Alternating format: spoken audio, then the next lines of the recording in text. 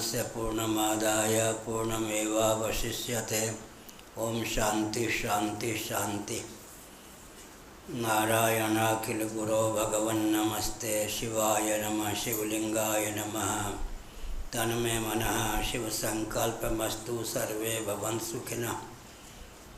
श्री राम जय राम जय जय राम।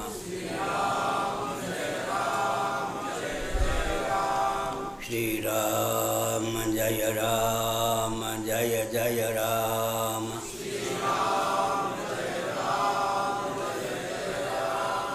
धर्म की अधर्म का प्राणियों में विश्व का गौ माता की गोहत्या भारत सार्वभूत हृदय धर्म सम्राट श्री स्वामी करपात्री जी महाराज की, श्री जगन्नाथ महाप्रभु की, श्री बलभद्र महाप्रभु की, भगवती सुभद्रा देवी की। हर हर महादेव। गोविंद जय जय गोपाल जय जय। गोविंद जय जय गोपाल जय जय। राधा रमण हरि गोविंद जय जय। राधा रमण हरि गोविंद जय जय। श्री कृष्ण गोविंद हरे मुरारे। श्री कृष्ण गोविंद हरे मुरारी। ये नाथ नारायण वासुदेव। हे नाथ नारायण वासुदेव। गोविंद जय जय गोपाल जय जय। गोविंद जय जय गोपाल जय जय। राधा रमण हरि गोविंद जय जय।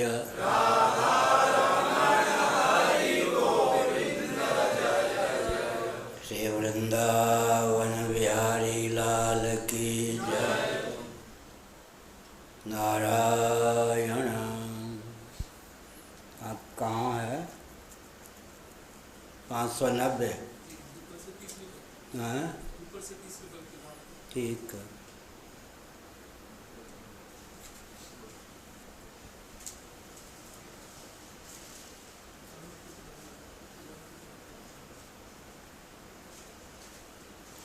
यद्यपि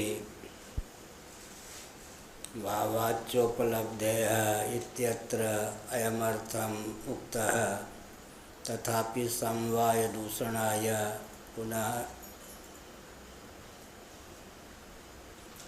पुनः अवतारितः अनभ्युपगम्यमाने च समवायस्य समवायिभ्यां सम्बन्धे विच्छेदप्रसङ्गो अवयवावयवीनाम् अवयविद्रव्यगुणादीनां मिथः। नारायण।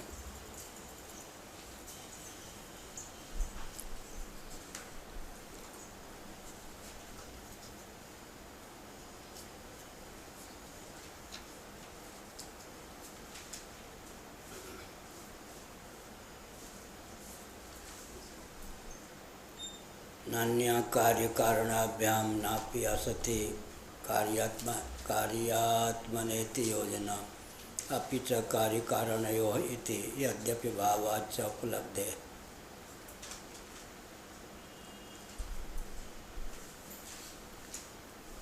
शक्ति के स्वरूप का प्रतिपादन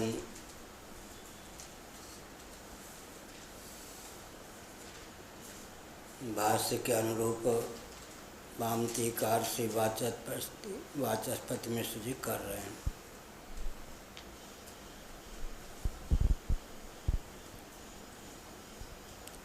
शक्ति कार्य और कारण से भिन्न हो ऐसा भी नहीं है, और कदाचित कार्य असत हो तो भी शक्ति की सार्थकता असिद्ध है। असत कार्यवादी, असत कारणवादी, असत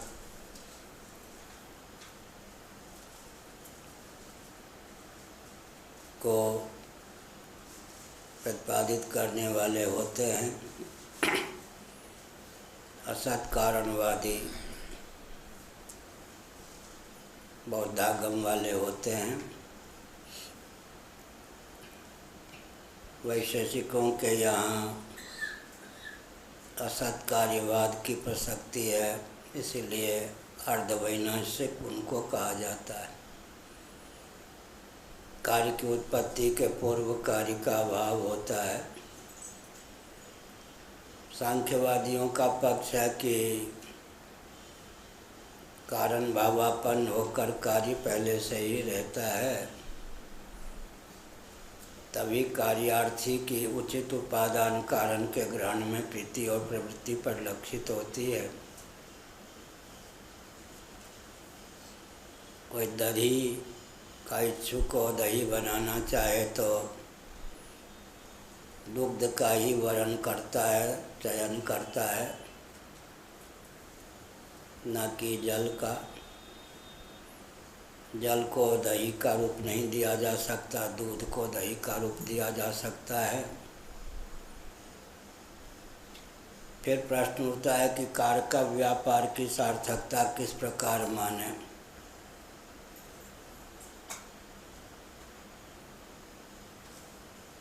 इसका उत्तर यह है कि जो कार्य कारण भावापन्न होकर ही रहता है, उसे कारण से कर्षित करके कार्य रूप में उद्भाषित करने की दृष्टि से कार्य का व्यापार की सार्थकता है।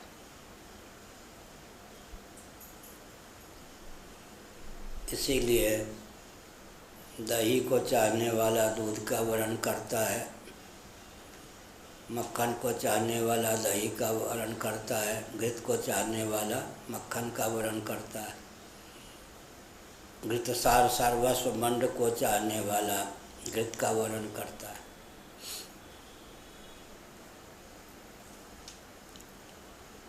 पिछले दिनों मैंने बताया था कि मंड पृथक से प्राप्त नहीं होता। देहात में मंड को माण कहते हैं। चावल में इतना जल डालो कि चावल भात का रूप धारण कर ले रंधन प्रक्रिया के माध्यम से, और कुछ जल चावल का जो सार होता है उसको अपने में खींच ले, फिर पसा लेते हैं, उसी का नाम होता मणाण। मंड का अपभ्रंश माण। उसमें बहुत शक्ति होती है, वो चावल सार सर्वस्व होता है। ऐसे ही दूध का सार है दही, दही का सार है नवनीत या मक्खन। खाएंगे मक्खन का सार होगा घृत, घृत का सार मंड। एक दिन हमने बताया था कि राजाओं के यहाँ पहले मर्यादा होती थी, राजा के नाम पर 1 मन आटा, इतना घी लिखा होता था। कोई नया मंत्री आया, चौंक गया कि राजा है, आती है। लेकिन उसे मालूम नहीं था कि राजा, रानी, मंत्री, कार्यकर्ता, ये सब के ऊपर भोजन में जो खर्च होता है वो राजा के नाम ही लिखा जाता। मान लो 10 किलो घी को गरम किया, उसमें जो पहली बार 10-15 पूरी डालते हैं वो छन के आ जाती है, वो राजा और रानी के लिए, क्योंकि उसमें घृत का सार मंड खिंच जाता है। दूसरी बार जो पूरी छानी जाती है वो मंत्रियों के लिए, उसमें थोड़ा सा मंड का अंश, घृत सार का अंश होता है। तीसरी बार, फिर चौथी बार, चौथे नंबर के कार्यकर्ता के लिए। पूरी में भी वो क्षमता है कि घृत के सार को खींच ले, उसी का नाम मंड है। तो पहले से ही कारण में कार्य की विद्यमानता रहती है, तथापि कारण भावापन्न होकर रहने के कारण कार्य का व्यापार की सार्थकता है। कार्य का व्यापार के द्वारा फिर कारण से तत्त कार्य की सिद्धि होती है।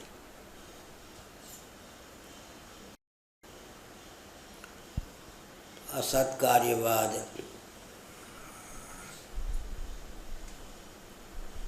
या सत्कार्यवाद,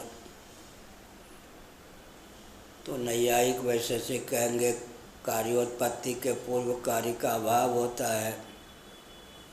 सांख्यवादी कहते अभाव नहीं होता, कारण भावापन्न होकर ही कार्य रहता है। कार्य का व्यापार के द्वारा कारण के गर्भ से कार्य को कर्षित कर लिया जाता है। पृथक से कार्य को रूप प्राप्त हो जाता है, नाम भी प्राप्त हो जाता है। उसकी अर्थक क्रियाकारिता अर्थात उपयोगिता भी पृथक से चरितार्थ हो जाती है।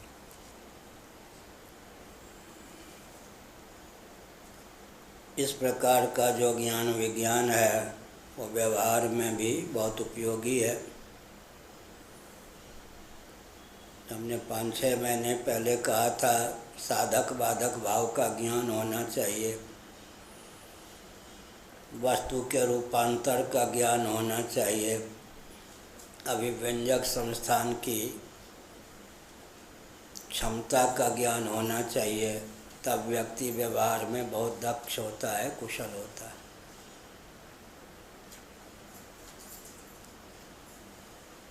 पहला क्या है?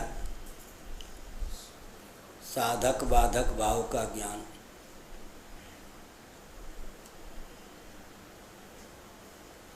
अग्नि पर जल डाल दें, आग बुझ जाएगी। बाधक है जल, लेकिन बटलोई में पानी को रख देते हैं, नीचे से अग्नि प्रज्वलित करते हैं, पानी आग को बुझा नहीं पाता। अग्नि की दाहिका शक्ति ऊष्मा के रूप में पानी में संचरित हो जाती है, पानी उष्ण हो जाता है, गर्म हो जाता है। जलयान और जलयान पर रखा हुआ पत्थर भी डूबता नहीं है। इस ढंग से जलयान की रचना होती है, नहीं तो एक छोटा सा कंकर भी फेंक दें तो जलाशय में डूब जाता है। तो व्यवहार में साधक बाधक भाव का ज्ञान जिसको जितना है उतना ही वो सफल होता है। या मैं 2-3 दिनों से बार बार क्यों कह रहा हूँ, विश्व स्तर पर यह विज्ञान फैले इसलिए। वस्तु के रूपांतर का ज्ञान भी होना चाहिए व्यवहारक क्षम होने के लिए।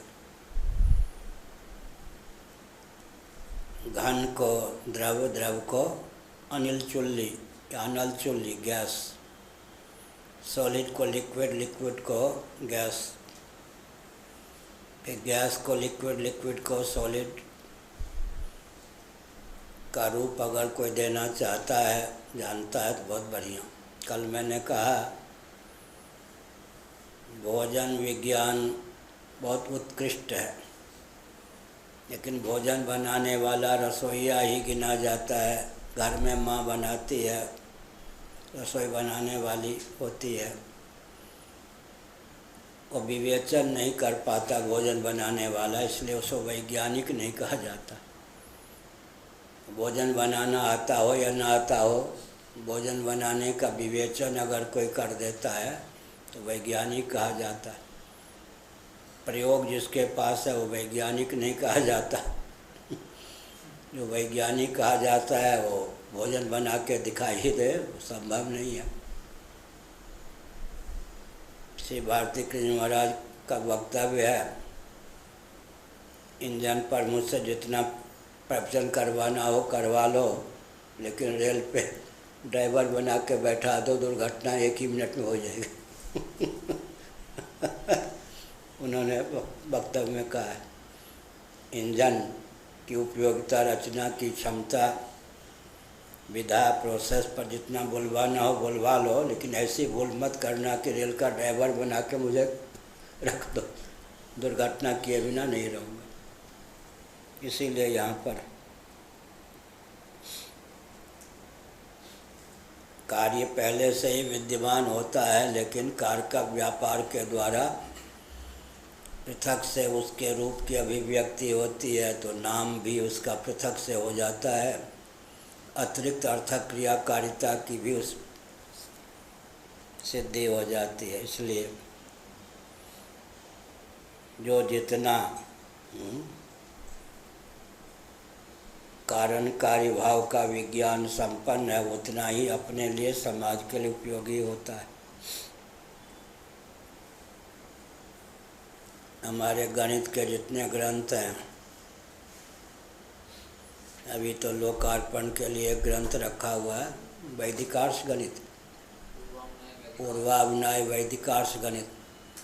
इससे अधिक विस्तृत 1457 पृष्ठों में 2 खंडों में। वैदिक मैथमेटिक्स की 25 पृष्ठों की व्याख्या 1457 पृष्ठों में।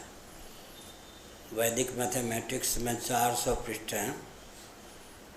कदाचित सबकी व्याख्या करने को मिले तो 20-25 हज़ार पृष्ठ, कम से कम 10,000 पृष्ठ तो ही जाएंगे। 25 पृष्ठों की व्याख्या ही 1457 पृष्ठों में। तो यहाँ नान्या कार्य कारणाभ्याम नापि असति कार्यात्मनेति योजना अपि च कार्य कारणयो इति यद्यभावा चोपलब्धेः इत्यत्रायमर्थम् उक्तः। यह जो पूर्व सूत्र था, भावाच उपलब्धेः, यहाँ उक्त तथ्य को उद्भाषित किया गया, तथापि समवाय दूषणाय पुनरवतारित। वैशेषिकों के यहाँ जो समवाय संबंध होता है, द्रव्य में गुण कर्म या क्रिया के संबंध से रहते, अवयवी में अवयव के संबंध से रहता है, उपादान उपादेय के संबंध से रहता है, उनके यहाँ समवाय संबंध कहते हैं। इस प्रकार से समवाय एक संबंध विशेष के रूप में वैशेषिकों के प्रस्थान में उद्भाषित। अब ये सब भाष्य है, भामती है, कहाँ कौन सा दर्शन टपक पड़े कह पाना कठिन है। तो विशेषकर सांख्यवाद, सांख्य दर्शन सदा होना चाहिए भाष्य को लगाने के लिए, और वैशेषिक दर्शन सदा होना चाहिए। वेदांत तो अपना पक्ष है ही। भाष्य को लगाने के लिए सांख्य और वैशेषिक या न्याय 2 दर्शन सदा हो। विशेषकर असत्कार्यवाद और सत्कार्यवाद, सांख्यों के यहाँ सत्कार्यवाद, वैशेषिकों के यहाँ असत्कार्यवाद, और वैनाशिकों के यहाँ असत कारणवाद।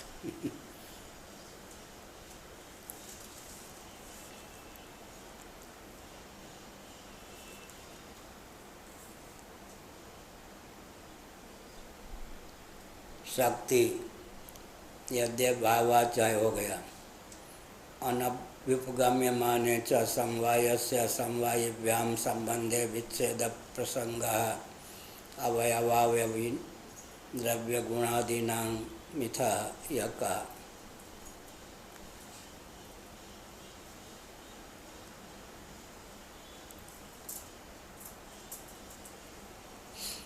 अगर समवाय संबंध को माने ही नहीं, स्वीकार ही न करें, तब अनभ्युपगम्य माने च विच्छेद प्रसंग, यह जो भाष्यकार का वचन है, इसका अभिप्राय क्या है?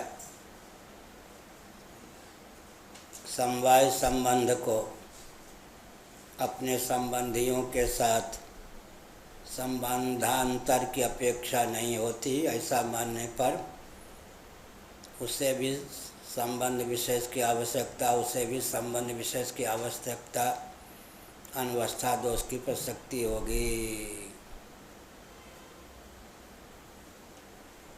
इसलिए और संबंधांतर न माने तो समवाय के अवयवी गुण द्रव्य आदि संबंधों का परस्पर विच्छेद भी हो जाएगा। तो दोनों ओर मानने पर भी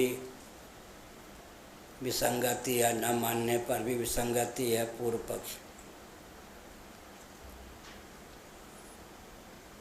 पट जो होता है वो पट माने वस्त्र,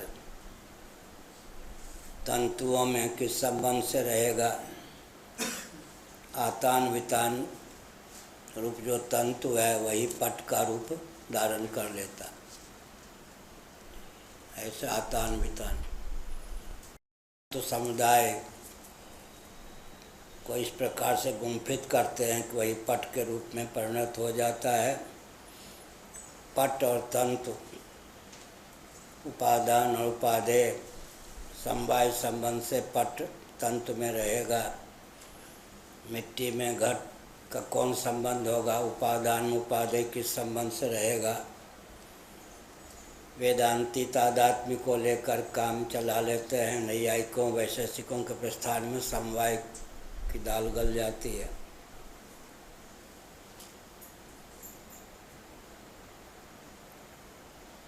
पटवंत तंतवः, पट विशिष्टाः तंतवः।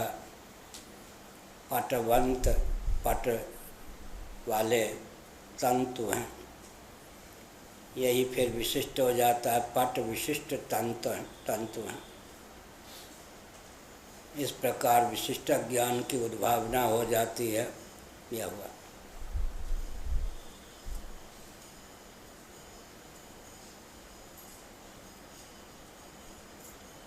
समवाय का संबंध अगर पटाधिकार या तंतुआधिकारण से न माने तो विशिष्ट बुद्धि की उद्भावना ही नहीं होगी। अनभ्युपगम्य माने च समवायस्य समवायिभ्याम संबंधे विच्छेद प्रसंग अवयवावयवी द्रव्य गुणादीनां मिथः। अवयवी में अवयव, द्रव्य में गुण, कर्म, ये समवाय संबंध से रहते हैं। अब न्याय सिद्धांत मुक्तावली ये सब कम से कम सदै हों। किस जगह कौन सा दर्शन आ जाए कह पाना कठिन। विशेषकर वैशेषिक और सांख्य दर्शन का उपयोग भाष्य में अधिक होता है। प्रसंगानुसार बौद्धागम का भी उपयोग हो जाता है, चारवाक का भी उपयोग हो जाता है। चारवाक मत को निरस्त करने के लिए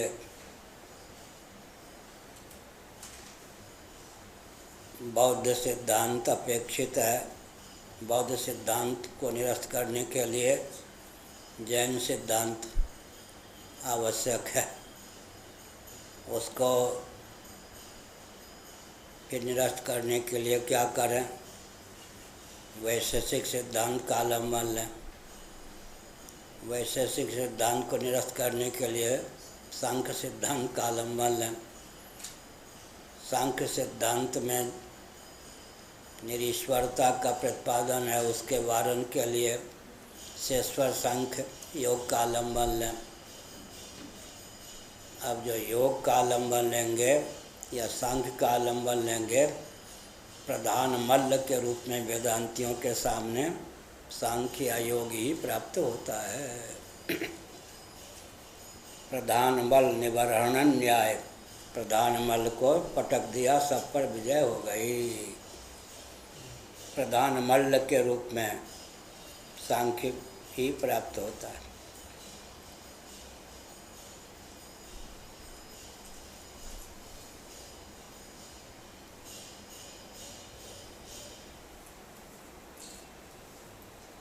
अतः समवाय स्वयमिति भाष्यकार में समवाय किस संबंध से रहता है, अगर प्रश्न कर देंगे फिर किसी अन्य संबंध को ढूंढना पड़ेगा, वह फिर किस संबंध से रहता है, फिर किसी अन्य संबंध की कल्पना करनी पड़ेगी। कहीं पर विराम नहीं लेंगे तो अनवस्था दोष की प्रसक्ति होगी। अतः आरंभ में ही उचित श्रेणी में ही विराम दे देना आवश्यक होता है। नहीं असंबद्ध समवायिभ्याम समवाय समवायिनौ संबंधयेत इति। समवायिभ्याम जिनमें समवाय रहेगा उनसे पृथक करके संबंध की स्थापना नहीं होगी। इसका अर्थ क्या हुआ, समवेत होगा तो द्रव्य में गुण, द्रव्य में कर्म, तो समवायी की भी अपेक्षा है। फिर संबंध हो गया समवाय। हम लोग तादात्म्य से काम चला लेते हैं।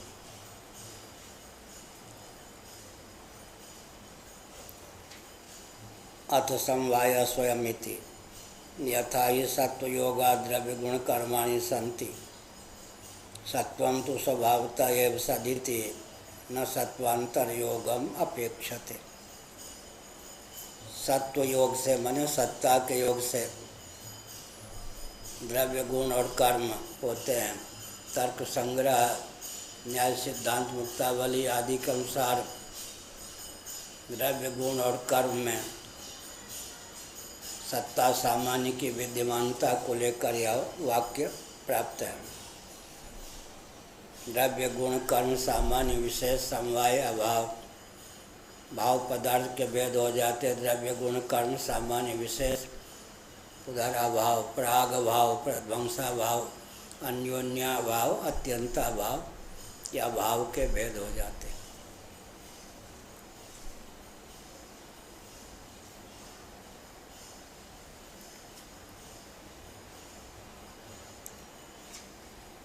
तथा समवाय समवायभ्याम संबंधम न संबंधांतर योगम अपेक्षते। समवाय फिर किस संबंध से रहता है, तो अनवस्था दोष से बचने के लिए संबंधांतर के अनुसंधान की आवश्यकता नहीं है। स्वयं संबंध रूपत्वात् इति, वो तो स्वयं ही संबंध रूप है। तदेतत् सिद्धांतांतर विरोधा पादनेन निराकरोति संयोगोपि तर्हि इति। अब कहा कि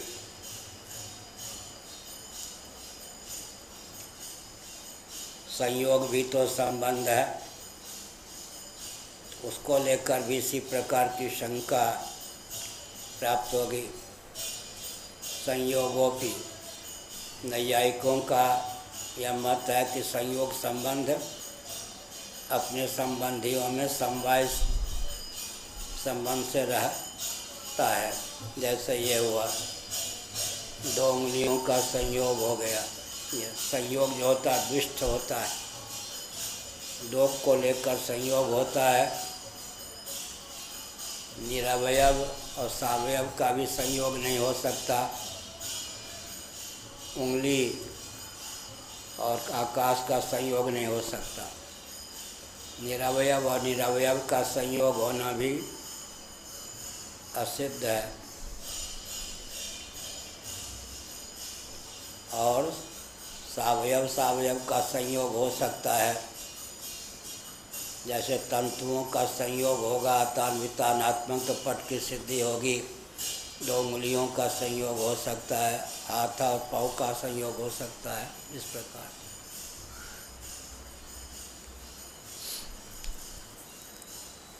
संयोग। लेकिन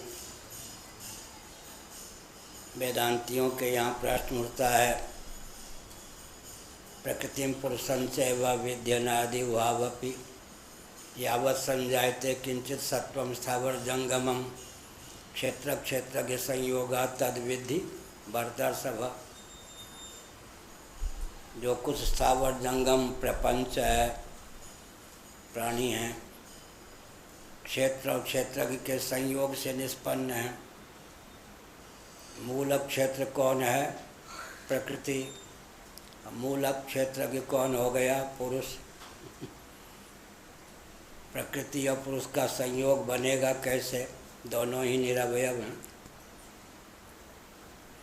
सत्व रजस तमस ये अवयव हैं, या औपचारिक प्रयोग है, क्योंकि जो अनादि होगा वो निरवयव तो मानना ही पड़ेगा।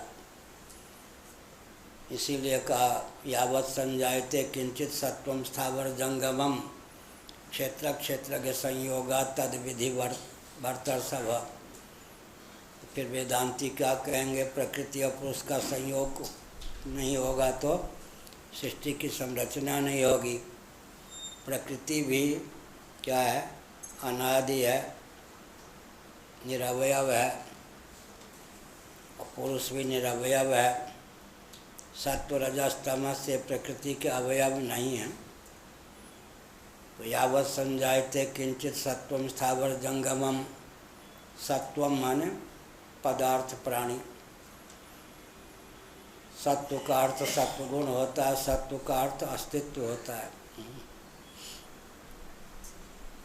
क्षेत्र क्षेत्रज्ञ संयोगात, क्षेत्र और क्षेत्रज्ञ के संयोग से संचय व विद्यनादि भावपि विकारां से गुणां से व विद्धि प्रकृति संभवान।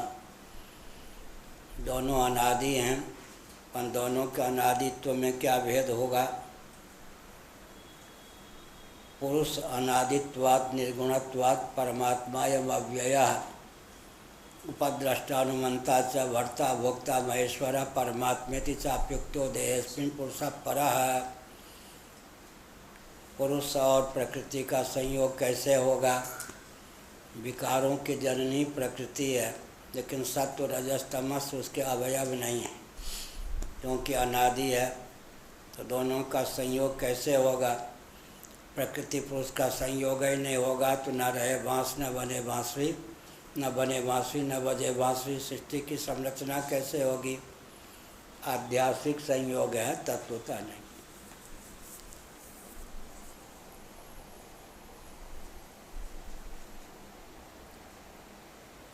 यही कहा।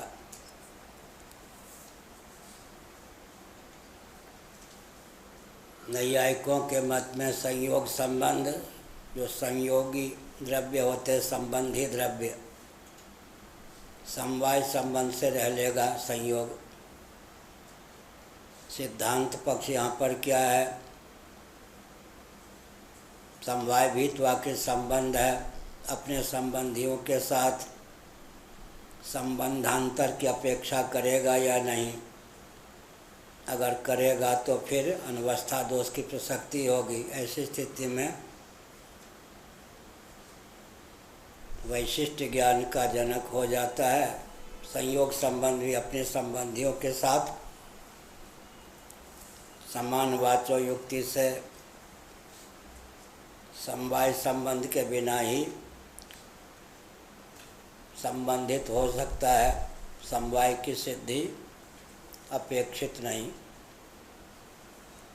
इस प्रकार न्याय मत का निराकरण किया गया। न च संयोगस्य कार्यत्वात् कार्यस्य च समवायी कारणाधीन जन्मत्वात् असमवाये च तदनुपत्तेः समवाय कल्पना संयोग इति वाच्यम। संयोग तो कार्य है, न च निराकरण की दृष्टि से। कार्यस्य च समवायी कारणाधीन जन्मत्वात्, जो भी कार्य होता है समवाय कारण के अधीन उसकी उत्पत्ति होती है। जैसे कि घट कार्य है तो मिट्टी क्या है? समवायी कारण उपादान। मिट्टी ही न हो तो घट की संरचना कैसे होगी? समवायी कारण के अधीन ही कार्य का जन्म माना गया है, असमवाय कारण को लेकर नहीं, गुण आदि को लेकर नहीं। समवाय कल्पना संयोग इति वाच्यम, इस प्रकार से। अज संयोगे तदभाव प्रसंगात, फिर प्रश्न उठा कि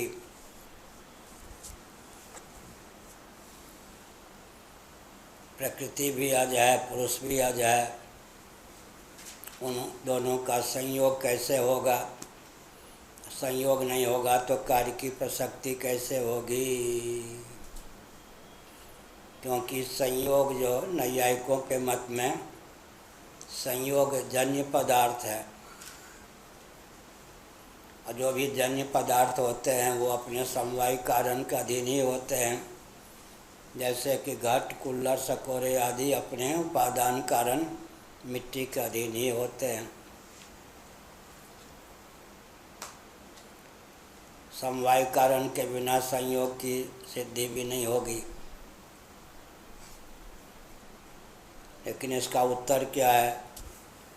अपि च संबंध्य दीन निरूपणा समवायो यथा संबंधी द्वैभेदे च विद्यते तन्नासे च न नश्यत्यपितु नित्य एक एव।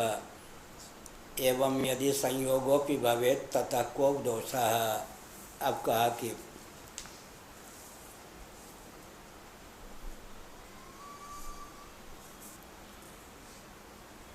अज संयोगे तत् अभाव प्रसंगात, अज का संयोग क्या होगा? प्रकृति भी अजा है, पुरुष भी अज है, उन दोनों का संयोग कैसे होगा? संबंध अधीन निरूपणा समवायो, संबंध के अधीन ही तो समवाय का निरूपण होता है। यथा संबंधी द्वय भेदे न विद्यते, संबंधी दो में भेद होने पर भी समवाय को लेकर भेद की प्रसक्ति नहीं होती, और उसके नाश से भी उसकी नश्वरता सिद्ध नहीं होती। तो समवाय को नित्य और एक मान लें। तो फिर कहा कि समवाय के पक्षधर जो आप हैं, तो संयोग ने क्या बिगाड़ा कि उसको लेकर इन तथ्यों की उद्भावना नहीं की जा सकती। अथैतत् प्रसंग भी असंयोगवत् समवायोपि प्रतिसंबंधी मिथुनम भिद्यते च नित्यश्च चेत्यभ्युपेयते तथा सति यथैकस्य अनिमित्त कारणादेव जायत एवं नहीं, तथा सति यथैकस्मान् निमित्त कारणादेव जायत एवं संयोगोपि निमित्त कारणादेव जनिष्यत इति समानम। अब कहा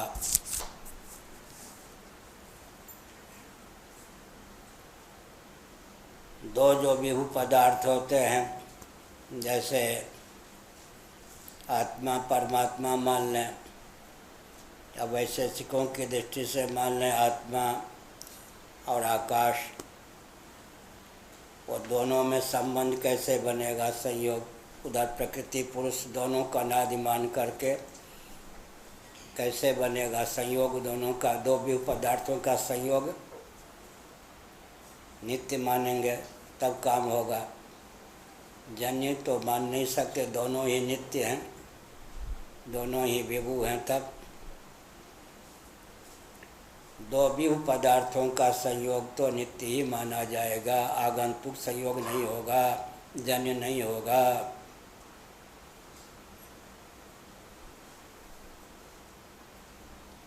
तो संयोग से ही काम चल जाएगा।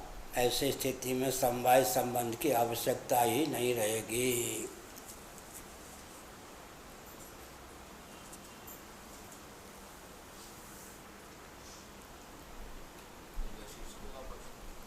हाँ, वैशेषिक लोग उसको मानते हैं क्या? दो नित्य पदार्थ, उसका जो संयोग है वो अनादि है। समवाय संबंध उन्हीं के यहाँ चलता है। संयोग संबंध, समवाय संबंध हम लोग तादात्म्य को लेकर काम चलाते हैं, कहीं स्वरूप को लेकर काम चलाते हैं। ये सार जो अनादित्व के कारण संयोग जो है उसमें उनके यहाँ अनादित्व का अर्थ क्या हुआ? पृथ्वी जल तेज वायु के परमाणु जो हैं अनादि हैं या नहीं? अणुपरिमाण परिमित हैं, कार्यकोटि प्रविष्ट नहीं हैं। और उनका संयोग क्या होगा? संयुक्त नहीं होंगे तो दो अणु संयुक्त नहीं होंगे पृथ्वी को तो दो अणु की उत्पत्ति नहीं होगी। 3 के योग से 3 अणु की उत्पत्ति नहीं होगी, तो कार्य की आगे प्रसक्ति ही नहीं होगी। तो परिच्छिन्न है परमाणु, पृथ्वी जल तेज वायु। आकाश जो है उनके यहाँ नित्य है लेकिन विभु है, उसका संयोग कैसे होगा? सृष्टि की रचना के लिए वो पृथ्वी जल तेज वायु के परमाणुओं को अतीन्द्रिय मानते हैं, नित्य मानते हैं, लेकिन परमाणु संश्लिष्ट होकर के द्वणुक की रचना करते हैं। इस प्रकार से उनके यहाँ अगर अविभू पदार्थ है कोई, अब आत्मा भी उनके यहाँ विभू है और आकाश भी विभू है, तब दोनों का संयोग कैसे होगा? दो तो मान लेंगे कि नित्य संबंध है, नित्य संयोग है। ऐसा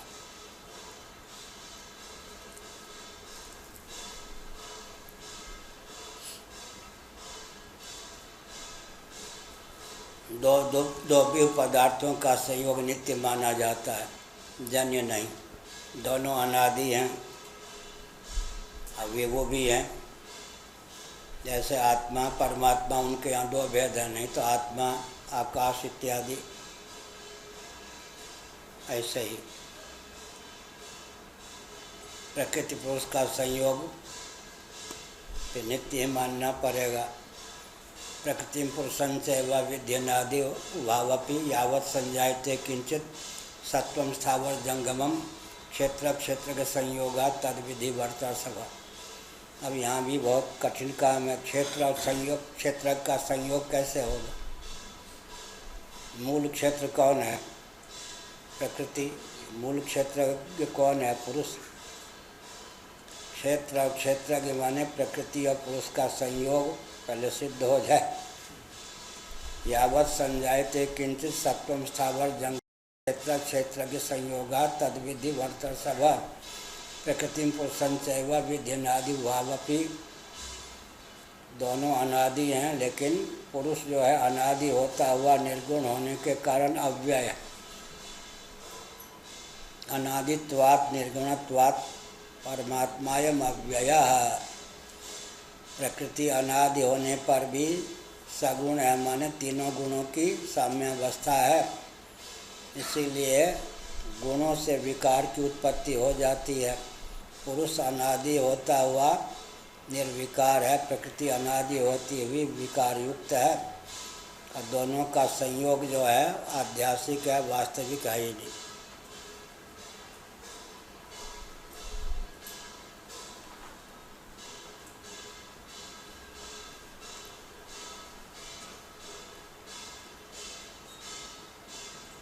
तथा सति यथैकस्मा निमित्त कारणादेव जायत एवं संयोगोपि निमित्त कारणादेव जनिष्यत इति समानम। यह कहा।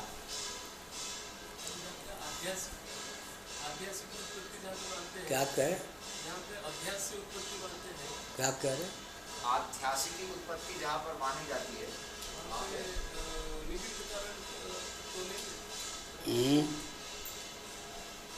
किसकी आध्यास की उत्पत्ति होगी? किसके द्वारा होगी? प्रकृति और पुरुष का जो संयोग होगा वो कौन सा होगा? संयोग कराने तो नित्य होगा या अनित्य संयोग? दोनों विभु हैं, दोनों हैं। और शेश्वर सांख्यवादियों के यहाँ ईश्वर को अगर संयोग करा के जन्म देने वाला मानेंगे तो सांख्यों के यहाँ तो ईश्वर की मान्यता ही नहीं है। और प्रकृति पुरुष दोनों उनके यहाँ अनादि हैं। प्रकृति जो है अनादि होती हुई गुणवती होने के कारण क्या है, प्रसव धर्मणी है। पुरुष जो है प्रसव कार्य को उत्पन्न नहीं कर सकता, तो फिर उनके यहाँ अपने आप प्रलय कैसे हो जाएगा? प्रकृति पुरुष का वियोग हो जाएगा तो प्रलय की दशा हो जाएगी, अपने आप संयोग हो जाएगा तो सृष्टि की उत्पत्ति हो जाएगी। प्रकृति पुरुष का संयोजक उनके यहाँ कोई है नहीं। मम योनिर महद्ब्रह्म तस्मिन् गर्भं दधाम्यहम् मयाध्यक्षेण प्रकृति श्रूयते सचराचरम हेतुनानेन कौन्तेय जगद विपरिवर्तते। मम योनिर महद्ब्रह्म ने प्रकृति, मम योनिर महद्ब्रह्म तस्मिन् गर्भं दधाम्यहम् संभव सर्वभूतानां तत्त्वो भवति भारत।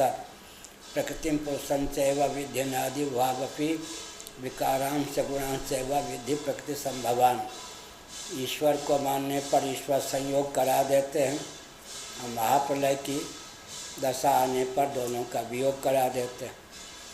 जब ईश्वर को नहीं मानेंगे तब संयोजक कोई नहीं होगा, निसर्ग सिद्ध संयोग हो जाएगा, वियोग हो जाएगा।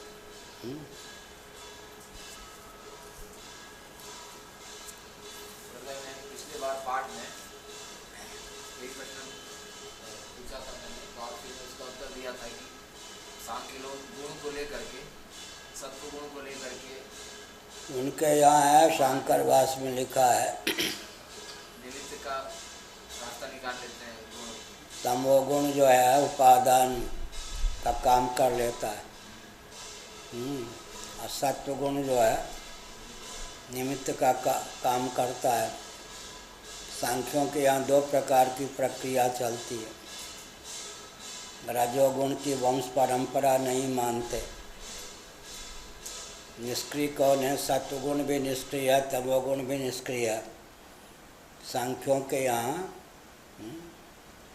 वाचस्पति प्रस्थान, विवरण प्रस्थान आदि की दृष्टि से चलता है मत। तो हमने अभी क्या कहा?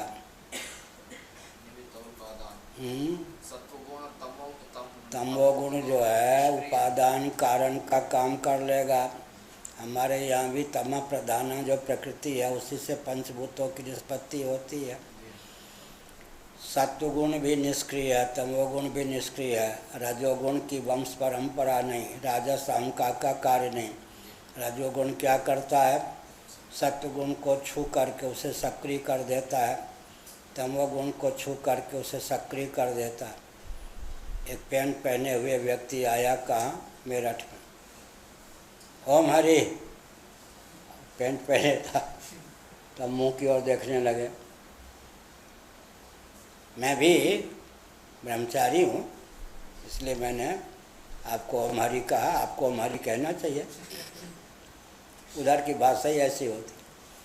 मुजफ्फर, मेरठ, ये सब हरियाणा खरी बोली होती। छोटा भाई कहता बड़े भाई को कख जाय छे रे, अरे राम। हरियाणा की भाषा कख जाय छे रे खरी। मुजफ्फरनगर, मेरठ ऐसे में इधर का व्यक्ति चला जाए तो एक दिन में रोके भाग जाए। और बिहार का कोई व्यक्ति यहाँ तो बड़े भाई भी छोटे भाई को बुलाते हैं, आइए आओ। बड़े भाई हमको कहते नीलांबर बाबू आओ। उधर जाए तो बड़े भाई कख जाए छे रे। ओह, हरियाणा की बोली है, बड़ी विकट होती है। क्या कह रहे थे? सत्वगुण की वंश परंपरा चलती है, वो गुण की वंश परंपरा। हाँ, तो बड़े एक मेरठ वाले ने कहा, देखिए हम 3 भाई हैं, मैं बीच वाला हूँ, मैंने विवाह नहीं किया। पूछिए क्यों नहीं किया? इसलिए नहीं किया कि बड़े को कहा तुम घर चलाओ, छोटे को कहा तुम घर चलाओ। मैं ट्रैक्टर की दुकान करता हूँ, आमदनी होती है, दोनों भाई का पोषण करता हूँ, तो मैं विवाहित नहीं हूँ, इसलिए आपको कहा ओ मरी। ऐसे हुआ ना, दोनों भाई को पाँव पे खड़ा कर दिया, दोनों भाई को गृहस्थ बना दिया। मैं गृहस्थ नहीं बना, लेकिन मैं पैंट पहने हूँ, भले ही ट्रैक्टर की दुकान करता हूँ।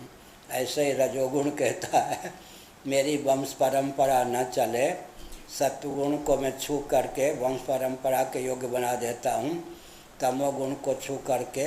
इसलिए सात्विक अहम की वंश परंपरा, तामस अहम की वंश परंपरा, राजस अहम की वंश परंपरा नहीं। एक प्रक्रिया यह है। दूसरी प्रक्रिया है कि सात्विक की भी वंश परंपरा है, सत्वगुण की भी, रजोगुण की भी, तमोगुण की भी। इसलिए राजस अंश के भी कार्य की बात चलती है, दोनों प्रस्थान होता है। ओम पूर्णमदः पूर्णमिदं पूर्णात् पूर्णमुदच्यते पूर्णस्य पूर्णमादाय पूर्णमेवावशिष्यते। ओम शांति शांति।